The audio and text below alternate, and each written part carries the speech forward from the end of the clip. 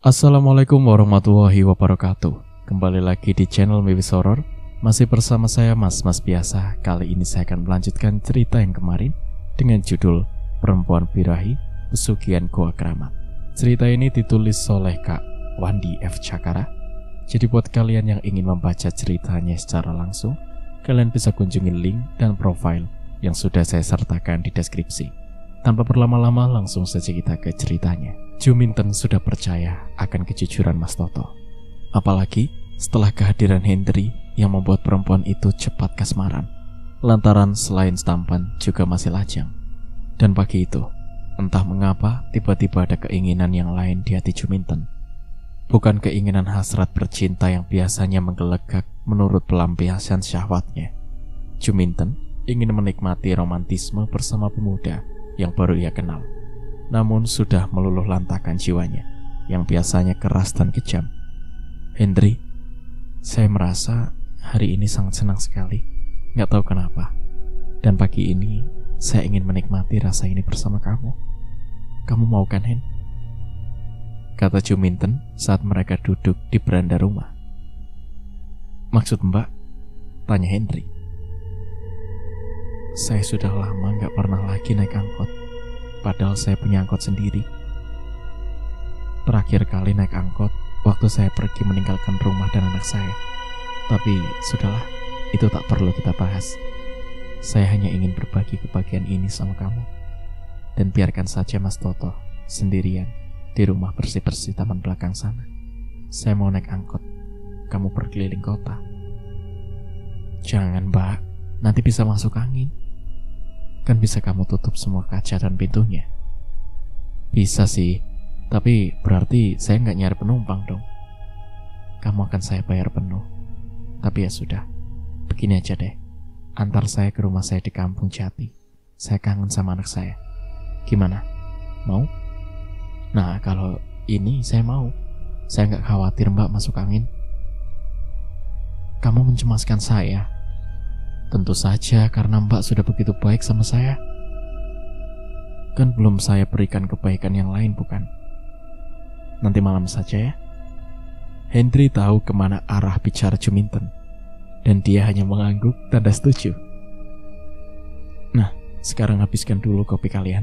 Setelah itu, Mas Toto, tolong bersihkan taman belakang, biar Hendry mengantar saya ke rumah anak saya. Oh, siap. Apa ibu punya peralatan seperti sabit atau cangkul? Tanya Mas Toto. Ada, kamu bisa cari di gudang belakang. Atau kalau mau, pakai mesin potong rumput juga ada. Cek dulu apa bensinnya masih ada. Baik, nanti saya cek.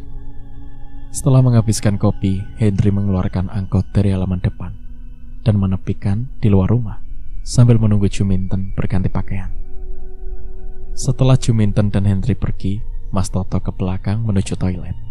Mas Toto melihat ada pakaian laki-laki di dalam keranjang tempat cucian, lengkap dengan pakaian dalam ada di atas tumpukan seragam Resti. Mas Toto melihat pakaian itu sepertinya baru kemarin ada di sini. Ada bercak darah yang terdapat pada baju dan celana lelaki tersebut.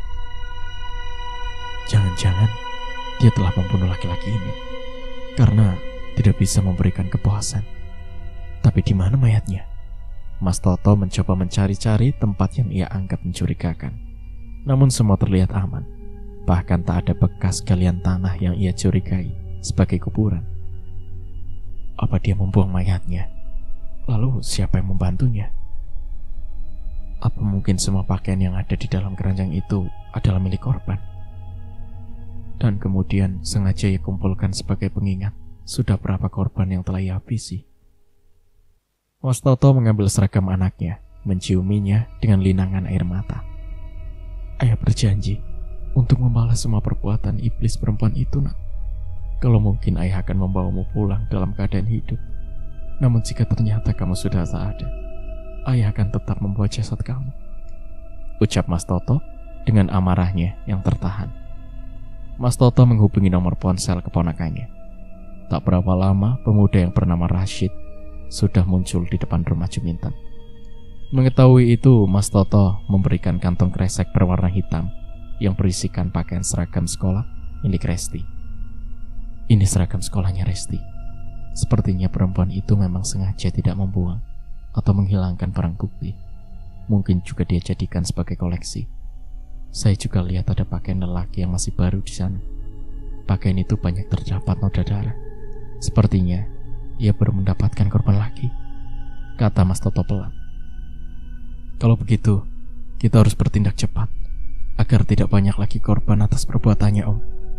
Lanjutkan saja untuk bekerja agar tidak menimbulkan kecurigaan perempuan itu. Sementara saya akan ke pondok menemui guru saya, balas Rashid, kemudian meninggalkan Mas Toto. Sementara itu, Juminten meminta Hendri untuk berbelanja lebih dulu sebelum menemui anaknya. Juminten seolah tengah menemukan dirinya sendiri, di mana saat mengenal calon suaminya dulu. Ia sangat bahagia ketika Mas Karto, pemuda yang dicintainya, melamar untuk menjadikannya sebagai istri. Hampir setiap hari mereka bersama, menikmati jalinan cinta kasih dengan penuh ketulusan. Juminten memang tidak salah dengan pilihan hatinya. Mas Karto, selain sudah bekerja dan mapan dalam karirnya di sebuah kantor pajak, ternyata juga memiliki sifat yang penuh kelembutan dan tanggung jawab yang tinggi. Namun sayang, setelah 20 tahun berumah tangga, perangai suaminya berubah drastis. Di puncak karirnya sebagai wakil direktur, dia malah tergoda untuk mencalonkan diri sebagai kepala desa. Dan musibah itu pun datang menghantam laksana badai yang memporak-porandakan rumah tangga mereka. Juminten merebahkan kepalanya di bawah Hendri. Pemuda itu membiarkannya, malah menikmati bau harum rambut Juminten. Sesekali tangannya membelai rambut perempuan yang ia yakini sudah jatuh dalam pelukannya. Namun ia tetap fokus mengemudikan angkot meski dengan satu tangan saja. Setelah hampir ke tempat-tempat kuliner dan membeli untuk anaknya, kemudian Juminten meminta Hendri untuk ke rumah yang baru selesai ia bangun. Juminten memanggil-manggil Safitri hingga beberapa kali, namun anaknya seperti tak ada di rumah. Maka ia hanya menunggu di teras sampai Safitri kembali. Seperti biasa, Juminten mengambil duduk berdampingan dengan Hendri, dan pemuda itu pun memberikan respon dengan membelai rambut hingga pipi Juminten. Dan tanpa malu, Juminten menarik wajah Hendri hingga berdekatan wajah. Kemudian dengan tak sabar, dia mencium bibir Hendri yang juga membalasnya dengan agresif.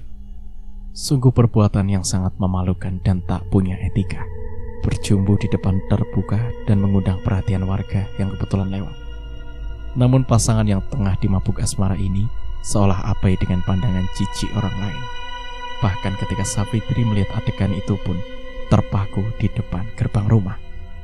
Ia tak percaya dengan apa yang ia lihat. Benarkah ibu yang ia hormati, yang ia kagumi, ternyata berperilaku seperti itu? Safitri sebagai seorang anak tak tahu apa yang ia harus lakukan. Kemudian membalikkan tubuhnya, berniat untuk meninggalkan rumah. "Fitri," panggil Juminten. Setelah ia sadar kalau ada seseorang yang memperhatikannya, Safitri terpaksa menghentikan langkahnya, namun masih membelakangi ibunya yang menghampirinya. "Kamu dari mana, Nak?" "Ibu dari tadi nungguin kamu," tanya Juminten menutupi gugupnya.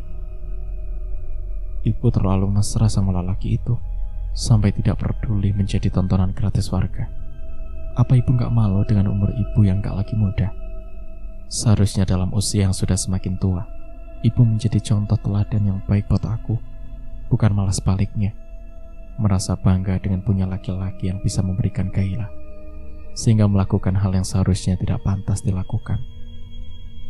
Sadarlah, Bu, orang tua itu sebaiknya menjalani ibadah dengan khusyuk, sebab tak ada yang tahu berapa lama lagi sisa umur ibu. Balas Safitri kecewa. Safitri berlari meninggalkan rumah ibunya. "Fitri!" teriak Juminten yang berusaha mengejar di belakangnya. Hendri terdiam, dia tak tahu harus berbuat apa, tapi ia sempat memperhatikan walau sekilas. Ternyata anak perawan Juminten cantik juga. Berarti ini yang namanya sekali kayu 3 pulau terlampaui. Aku bisa menikmati tubuh Juminten, harta, dan anak gadisnya. Pikiran itulah yang terlintas dalam ruangan kepala Hendri. namun terlihat suasana yang kurang harmonis antara anak dan ibu saat itu. Hendry memutuskan untuk pergi. "Maaf mbak, sebaiknya saya pergi narik dulu, dan nanti sore saya kesini lagi untuk menjemput mbak," kata Hendry sambil memandang wajah Savitri yang juga tengah melihatnya dengan perasaan jijik. Anak muda modal tambang doang ngerayu nenek-nenek. "Apa kamu gak malu?" ucap Savitri menyindir. "Oh ya, berarti aku memang cocoknya sama kamu dong," balas Hendry menggoda. "Hendry, sebaiknya kamu pergi dulu. Biarkan saya dengan anak saya menceritakan tentang hubungan kita." Juminten menengahi ketegangan. Namun hal itu semakin membuat Savitri kesal. Ia berbalik dan pergi meninggalkan kedua orang yang dianggapnya tak punya moral. "Savitri, tunggu, ibu belum selesai ngomong," teriak Juminten mengejar anak gadisnya.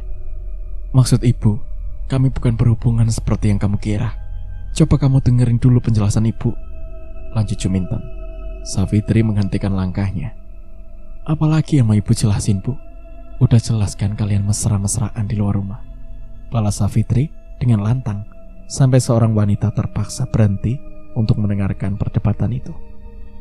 Di lain tempat, Rashid, keponakan Mas Toto, sudah menceritakan secara detail tentang lenyapnya Resti kepada guru besar pimpinan Ponpes, yakni Kiai Abdul Jati. Dan mereka sepakat untuk segera turun tangan mencari keberadaan Resti.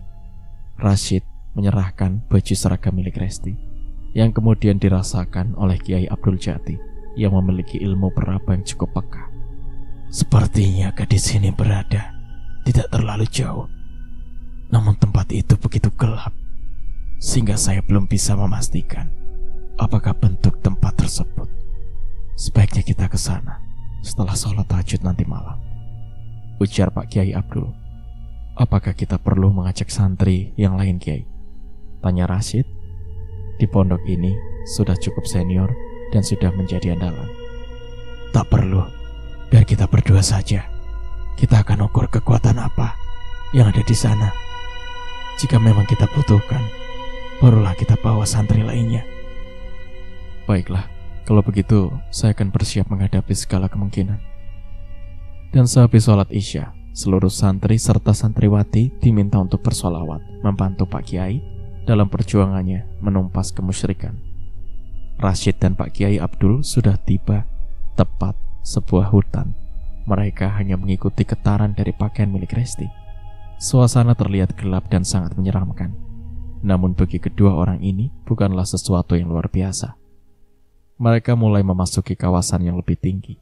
Pohon-pohon raksasa memperlihatkan akar-akarnya yang menjuntai. Suara binatang malam pun terdengar malas. Hanya sesekali burung hantu yang masih bernyanyi dengan suaranya yang tak merdu. Bau bangkai seketika memenuhi penciuman kedua orang itu. Bau yang teramat menusuk, dan seketika langkah Rashid harus terhenti. Kaki sebelah kanannya seperti melanggar sesuatu. Ternyata tepat di bawah pemuda itu tergeletak sebuah karung besar yang mengeluarkan bau busuk tadi. Rashid dan Kiai Abdul menutup pernafasan mereka. Mereka membuka isi karung yang ternyata adalah tubuh manusia yang sudah membusuk. Rasa mual begitu terasa mengaduk-aduk isi perut keduanya. Tak sanggup melihat kondisi manusia dalam karung tersebut. Dengan cepat, mereka segera bergegas meninggalkan karung mayat dan menuju tempat yang belum pernah mereka jamah. Kini mereka tiba di sebuah dataran yang agak luas, namun terlihat sangat menyeramkan. Sejauh mata memandang, hanya kegelapan yang mereka lihat. Aroma mistis pun terasa semakin kuat.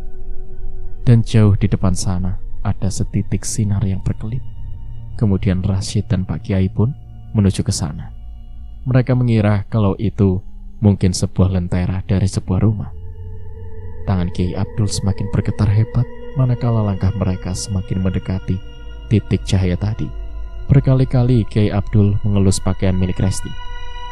"Sepertinya sumber kekuatan itu berada tak jauh lagi dari sini.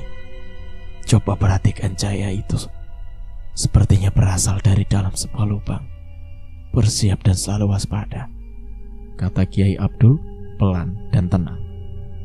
Langkah mereka semakin dekat dalam remang cahaya. Dan tadi, kini terlihat bahwa titik itu seakan bergerak semakin menjauh. Mereka mulai menguatkan kewaspadaan karena memang ada yang terasa aneh.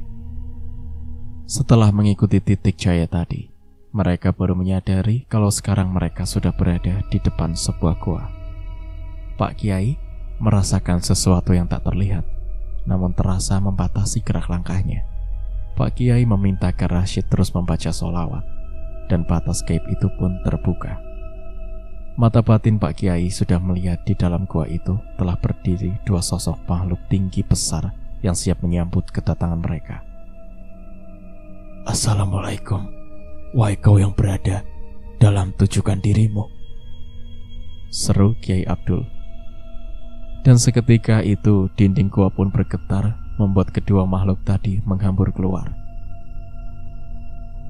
Siapa kau manusia? Berani sekali datang ke tempat ini, hardik salah satu makhluk hitam legam itu. Siapa kami itu tidak penting. Kami datang untuk mengambil seorang gadis yang telah kalian bawa ke sini, balas Kiai Abdul sengit. Gadis? Gadis yang mana? Sudah ribuan gadis yang masuk tempat ini, dan itu tak akan mungkin bisa keluar dalam keadaan hidup. Ribuan? Apa maksud kalian? Tanya Kiai Abdul tak mengerti. Apa kalian belum tahu tempat ini? Di gua inilah banyak manusia yang berserah diri menyembah junjungan kami, penguasa gua keramat. Mereka datang dalam keadaan putus asa dan hina. Mereka merengek untuk meminta harta dan kekayaan, meski dengan syarat yang berat, yaitu harus memberikan tumbal nyawa atau seorang gadis yang masih suci untuk dijadikan pemuas nafsu sang junjungan. Dan jika itu mereka langgar, maka nyawa mereka sendiri yang akan sang junjungan ambil. Jadi kami tidak bisa menjelaskan gadis yang kalian maksudkan. Kalau begitu, izinkan kami masuk. Kami akan mencari sendiri gadis itu. Kalian kira semudah itu bisa masuk ke istana gua keramat? Sekalipun kalian bisa masuk, tapi sulit bagi kalian untuk keluar. Seluruh wilayah kerajaan ini dijaga ketat oleh pasukan yang tak pernah merasa belas kasihan. Kalau kami memaksa, kalian harus mengalahkan kami dulu. Apa susahnya? Tapi kalian jangan menyesal jika kami harus melenyapkan kalian. Sudah, jangan banyak ngomong. Kalian pulang atau mati di sini. Kedua makhluk raksasa itu mulai menggeram. Cakar-cakarnya yang panjang seketika mereka arahkan pada Kiai Abdul. Namun tubuh mereka hanya terpaku di tempatnya. Tak dapat mereka gerakan sedikit pun. Itulah kehebatan ilmu sari Kiai Abdul. Demikian juga dengan Rashid, yang dengan lincahnya menghalau serangan makhluk satunya lagi. Tasbih di tangan Rashid seketika berpendar mengeluarkan cahaya biru dan menghantam tubuh makhluk itu hingga terlempar ke belakang. Pertempuran antara Rashid bersama Kiai Abdul melawan dua makhluk penjaga gerbang gua keramat. Dengan mudah dia menangkan oleh murid dan guru tersebut. Sekarang antar kami ke tempat tawanan kalian, perintah Kiai Abdul kepada makhluk yang telah menyerah kalah. Tapi kalian tidak akan sanggup melawan raja kami. Sebaiknya kalian pergi saja sebelum raja kami melihat kalian. Itu urusan kami. Kalian hanya perlu mengantar kami. Ayo cepat. Dan mau tak mau, kedua makhluk tadi menuruti permintaan Pak Kiai. Mereka memasuki gua lebih jauh ke dalam. Benar saja, di dalam sana banyak terdapat ruang-ruang yang bersekat, dan di setiap ruang ditempati seorang wanita yang mungkin sebagai tawanan. Pada ruang terakhir menuju ujung gua, terlihat agak berbeda dengan ruangan lainnya, lebih terang dan cerah, sehingga dapat dipastikan kalau itu adalah ruang istimewa. Kak Rashid, suara seorang wanita terdengar dari dalam ruangan itu. Rashid tersentak, dia menoleh ke ruangan tadi. Betapa terkejutnya Rashid melihat wanita yang dikenal dan kini sedang ia cari, Resti. Ya, wanita itu telah menjadi penghuni ruangan itu. Dia mengulurkan tangannya dari balik jeruji besi. Tolong aku, pintanya. Rashid menyentuh lengan Resti untuk memastikan kalau wanita itu memang nyata. Resti, alhamdulillah, ternyata kamu bisa kami temukan. Sabar, kami akan berusaha untuk membawa kamu dari sini, ucap Rashid berjanji. Namun ia sadar untuk membawa gadis itu keluar tidaklah mudah. sebab di hadapannya kini terlihat suatu pemandangan yang membuat bulu kuduknya berdiri. Ya, mereka kini melihat sesuatu kenyataan yang belum pernah mereka bayangkan. Di sana, di sebuah tanah lapang yang teramat luas, mereka melihat satu bangunan kokoh dan teramat unik. Itulah kerajaan Gua Keramat, tempat kediaman Koswara, sang raja junjungan para siluman dan manusia yang telah menjadi budaknya. Dan bangunan istana itu dijaga ketat oleh pasukan bersenjata lengkap. Berpikir sampai di situ, Pak Kiai langsung mendapat firasat kurang baik. Mereka harus menghadapi pasukan-pasukan siluman yang tentu saja tidak mudah. Rashid, sebaiknya kita konsentrasi penuh. Gunakan telepatimu. Panggil semua teman-teman pondok agar segera tiba di sini. Kita butuh bantuan mereka. Tapi kalau aku bisa menundukkan raja mereka, pertempuran tidak akan sampai berlarut dan tak ada korban. Bisik Pak Kiai. Mereka pun dengan cepat melakukan telepati kepada semua santri padepokan untuk segera membantu. Kelengahan mereka dimanfaatkan oleh satu makhluk yang menjadi tawanan mereka. Makhluk itu berlari menerobos Pak Kiai dan Rashid yang tengah melakukan telepati. Ada manusia! Ada manusia! Teriak makhluk tadi berteriak keras membuat para pengawal yang berada di depan gerbang istana segera merespon. Manusia? Di mana? Kenapa bisa masuk? Penjaga itu menghardiknya. Dua manusia itu cukup kuat sehingga kami tak mampu untuk melawannya. Wahai kawan-kawan sekalian, kerajaan Gua Keramat telah kemasukan dua manusia yang punya ilmu cukup tinggi. Maka ini tanggung jawab kita untuk menangkap manusia-manusia itu. Apa kalian siap? Seorang penjaga berteriak lantang menyatakan keadaan genting. Siap! Sekelompok makhluk menyatakan kesiapannya. Mereka keluar dari dalam gerbang istana dan menuju mulut gua. Rashid melihat makhluk-makhluk tinggi besar dengan mata menyala dan memamerkan taring-taringnya yang siap merobek dengan agak cemas. Namun, Kiai Abdul memberikan sugesti agar muridnya bersikap tenang. Yang penting kita harus yakin kalau Allah akan selalu bersama kita. Serukan asma Allah terus-menerus dan gunakan tasbih kita untuk melumpuhkan kekuatan mereka, kata Kiai Abdul. Makhluk-makhluk itu melangkah semakin mendekati mulut gua. Dan ketika beberapa saat lagi sampai di depan gua, Allahu Akbar, teriak Kiai dan Rashid bebarengan. Seketika itu juga tubuh makhluk yang paling depan terdorong ke belakang. Puluhan makhluk raksasa mulai merengsek untuk mendekati kedua orang penyusup ini. Namun lagi-lagi mereka tak dapat melalui dinding gaib dari yang dibuat Kiai Abdul dan Rashid. Bahkan tubuh mereka pun terpental. Mendengar jerit pekik di luar sana, salah satu makhluk kemudian melaporkan peristiwa yang menimpa rakyat Gua Keramat. Koswara, sang raja junjungan para iblis dan pemuja setan lainnya, nampak murka. Ia segera keluar melihat apa dan siapa orang yang telah berani mengganggu istananya. Rashid dan Kiai Abdul merasa aneh melihat sesosok lelaki parubaya keluar dari istana sang raja. Siapa kalian? Dan apa tujuan kalian membuat onar di kerajaanku? Tanya Koswara. Kami dari Padepokan Maung Lodra. Kami datang untuk membawa pulang seorang gadis yang bernama Resti, yang dikabarkan hilang 2 bulan yang lalu. Kami memastikan ia berada di sini karena bukti bagian ini membawa langkah kami sampai ke tempat ini. Siapakah Anda? Mengapa bisa berada di tempat ini? Kiai Abdul balik tanya. Kalian akan segera tahu nanti, setelah mayat kalian jadi santapan rakyatku. Sekarang, tunjukkan kesaktian kalian dan hadapi aku. Karena tidak ada jalan lain untuk keluar dari kerajaan Gua Keramat ini selain mengalahkan aku atau mati. Koswara tertawa. Baik, jika itu yang Bapak inginkan.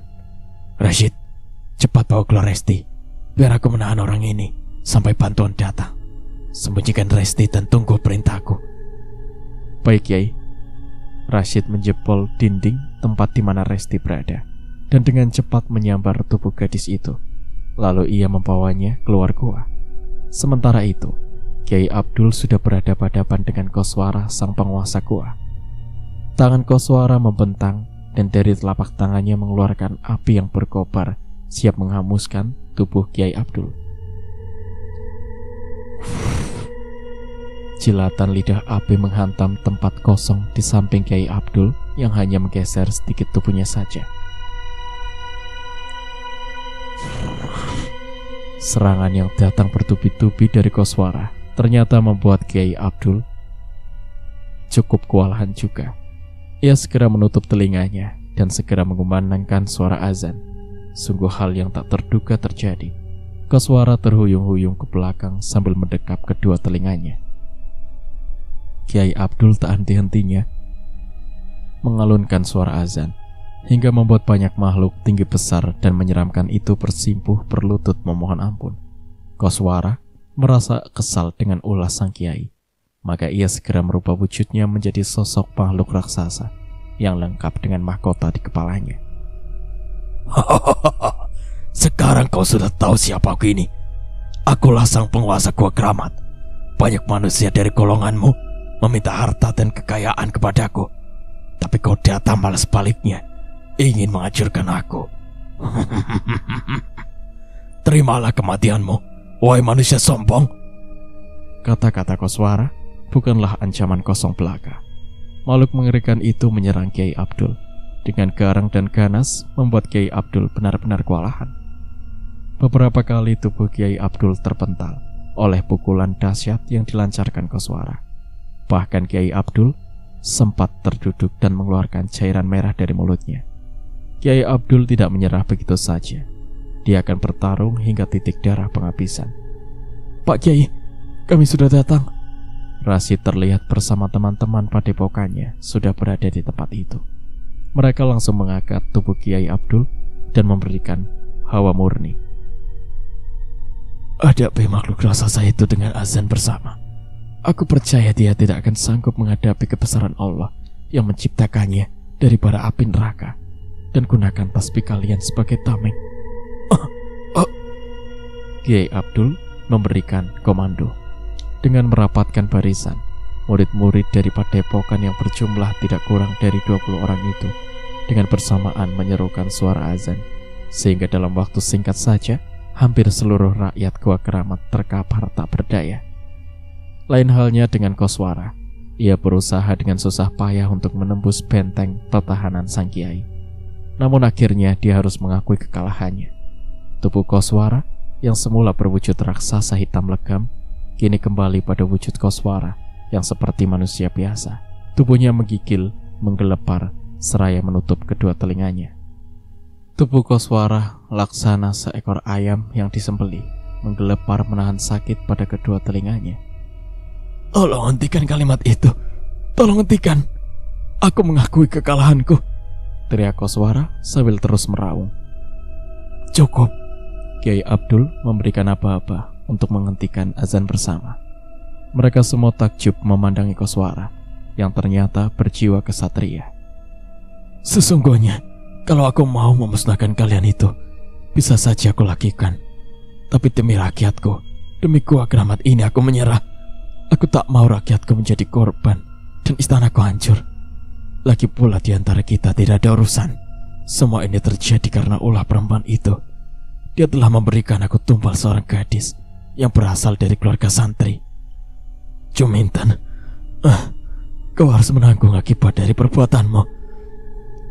Koswara dengan susah payah bangkit.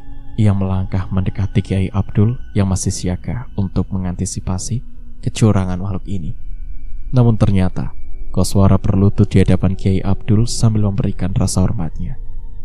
Di antara kita tak pernah ada perselisihan, dan jalan kehidupan kita memang berbeda.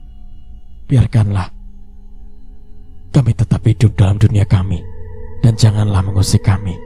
Sepertinya kami juga tak pernah mengusik kehidupan manusia, kecuali mereka yang putus asa dan datang kepada kami untuk meminta kekayaan. Untuk itu aku mohon agar kalian meninggalkan tempat ini dan biarkan urusan Juminten akan menjadi urusanku. Koswara memohon. Baiklah, kami akan pergi dari tempat ini Dan kami tak akan mengganggu kalian, karena kami tahu kalau kehidupan kalian akan terus berjalan sesuai dengan aturannya. Kalian akan tetap dengan kesesatannya hingga hari akhir, dan kami akan tetap menjaga keimanan seseorang agar tak terjerumus oleh tipu muslihat kalian. Balas Kiai Abdul, kemudian meninggalkan goa keramat yang hampir runtuh. Sejak sore tadi, Juminten merasa cemas. Masalahnya dia sudah menunggu begitu lama kedatangan Henry yang katanya mau menjemputnya kembali.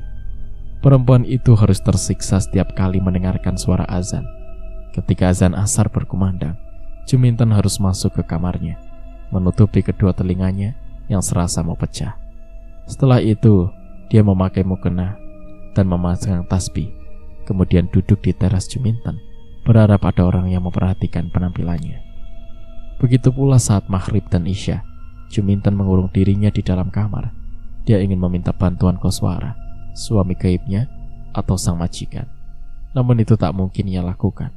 Bagaimanapun, ia tak ingin kalau Safitri putrinya itu tahu apa sebenarnya yang ibunya lakukan. Juminten masih berharap kalau anaknya masih bisa menghormati dirinya sebagai orang tua yang telah mengandung dan melahirkannya. Malam sudah semakin larut. Harapan Juminten untuk bertemu Henry pun pupus sudah. Henry memang tipe lelaki yang hidup apa adanya, gak pernah neko-neko dengan penampilan dan gaya. Bahkan pemuda itu tak memiliki handphone untuk komunikasi. Kegelisahan Juminten kian bertambah. Ia merasakan hawa panas yang tiba-tiba mengurung dirinya. Samar-samar telinganya mendengar alunan ayat suci dari kamar Safitri. Memang sudah menjadi kebiasaan bagi Safitri. Sebelum tidur, selalu membaca Al-Quran, semua demi ketenangan jiwanya. Juminten tak mau melarang anaknya. Ia takut rahasia dirinya terbongkar. Ia membiarkan dirinya tersiksa mendengar itu semua. Namun malam ini ada yang berbeda.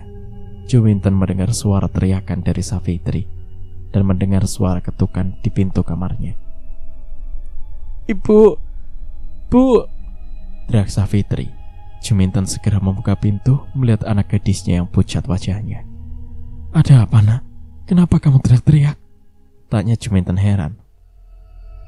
"Ibu, tadi aku sepertinya melihat ada makhluk yang mengintai di kamarku. Sepertinya bukan orang, Bu. Wajahnya sangat menyeramkan.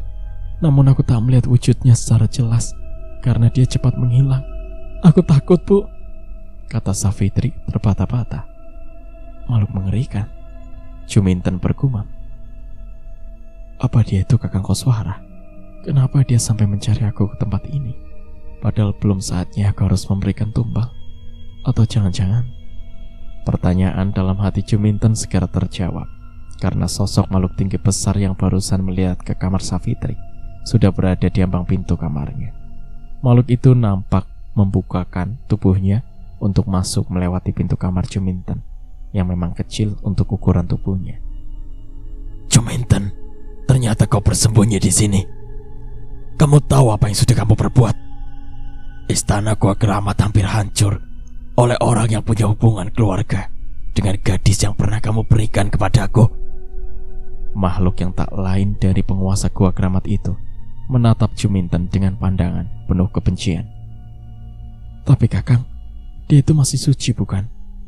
jawab Juminten mulai merasakan ketakutan yang luar biasa. "Ini bukan soal suci atau tidak, tapi Gua Keramat sudah terancam dan aku tak mau mengorbankan rakyatku. Lebih baik aku mengambilmu untuk mempertanggungjawabkan perbuatan kamu." "Kakang, apa maksud ibu menyebut makhluk itu Kakang?" tanya Safitri semakin tak mengerti. "Sebaiknya kamu keluar, anak cantik. Aku tahu mau mengotori tanganku dengan darahmu. Aku hanya berurusan dengan ibu kamu. Akulah sang penguasa alam gaib Lembah Keramat yang menjadi junjungan ibumu. Dan semua harta milik ibumu adalah milikku, yang suatu hari akan aku ambil kembali. Nah, keluarlah. Jangan sampai aku bertindak kasar terhadapmu. Biarkan aku membawa ibumu sekarang juga untuk menjadi budakku sampai akhir kehidupannya kelak." Koswara menyingkirkan tubuh Safitri hingga terjerembab. Namun gadis itu memaksakan dirinya untuk tetap bersama ibunya. Makhluk tinggi besar yang memiliki sepasang tanduk dengan sorot matanya bak bara api, memperlihatkan sepasang taring yang mencuat. Namun Savitri semakin erat mendekap tubuh ibunya. Ia tak rela jika makhluk itu benar-benar akan membawanya. Sekali lagi tangan makhluk itu menepis tubuh Savitri hingga terpental. "Demi Allah, jangan kau bawa ibuku!" teriak Savitri. Koswara tak lagi peduli dengan teriakan anak gadis Juminten, memaksa menyeret tubuh perempuan itu. "Ampun Kakang, aku berjanji tidak akan mengulangi kesalahanku lagi. Dan sebagai penebus kesalahanku, biarkanlah anak gadisku yang masih perawat sebagai gantinya. Ambillah dia, aku ikhlas," jerit Juminten. "Apa? Ibu mau mengorbankan aku, anakmu sendiri? Keterlaluan. Bukankah setelah aku menjadi korban, ibu pada akhirnya akan kembali menjadi budaknya? Kenapa tidak ibu pasrahkan saja diri ibu, agar tak ada lagi korban kebiadaban ibu?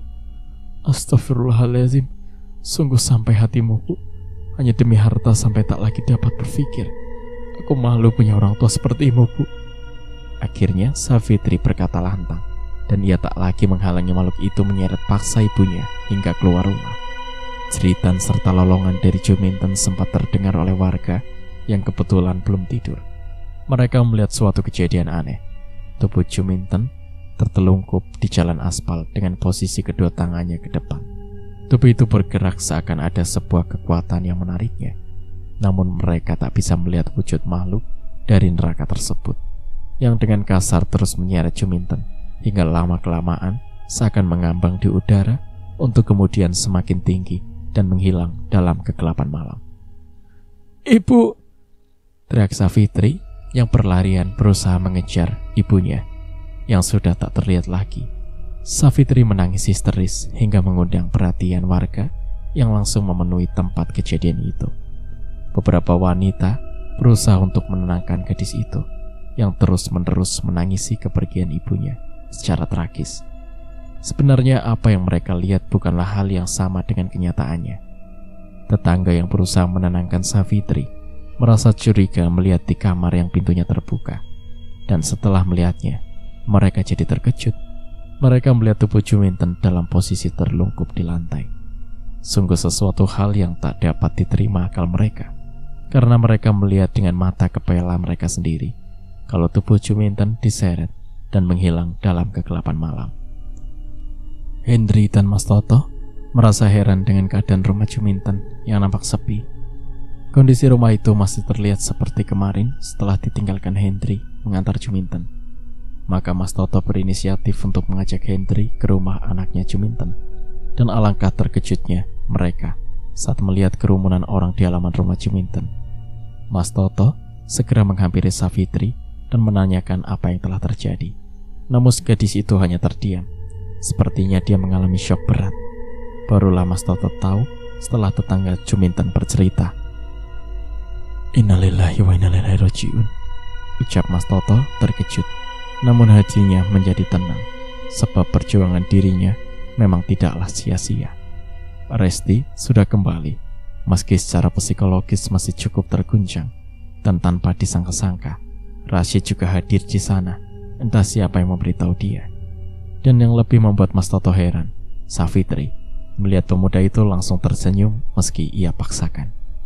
"Kakak Rashid, akhirnya kakak tahu juga tentang keluarga saya. Saya malu untuk ketemu sama kakak," ucap Savitri yang ternyata telah mengenal Rashid. "Saya datang karena saya seolah ingin melihat keberadaan kamu. Jadi beginilah rahasia yang selama ini kamu sembunyikan dari saya. Ini sudah takdir ibu kamu, dan mungkin ini juga takdir kita. Dengan kepergian ibu kamu, mungkin saya bisa menjadi tempat bersandar buat kamu." Rashid menggenggam jemari Savitri dan dibiarkannya kepala gadis itu terbenam di dadanya. "Terima kasih Kak Rashid. Ternyata hati kakak bukan terbuat dari batu, ternyata terbuat dari emas. Kakak yang aku anggap akan pergi meninggalkan saya setelah mengetahui ini, ternyata mau menerima dan melindungi saya." Siang itu pun jenazah Juminten dikebumikan, namun hanya sedikit sekali orang yang mengantarkannya ke pemakaman untuk peristirahatan terakhirnya. Mereka tak sudi untuk menyentuh tubuh Juminten karena mereka masih meyakini kalau sesungguhnya yang mereka kuburkan bukan manusia, melainkan sebatang pohon pisang Benarkah begitu? Wallahu a'lam bishawab. Cerita pun berakhir. Bagaimana pendapat kalian tentang cerita ini? Jangan lupa tuliskan pendapat kalian di kolom komentar. Sebelumnya saya ingin ucapkan terima kasih kepada Kak Wandi F. Cakara yang telah mengizinkan saya untuk membacakan ceritanya. Dan tak lupa saya ucapkan banyak-banyak terima kasih kepada kalian yang sudah mendukung channel ini dengan cara subscribe dan like video ini. Sekian dari saya. Terima kasih. Wassalamualaikum warahmatullahi wabarakatuh.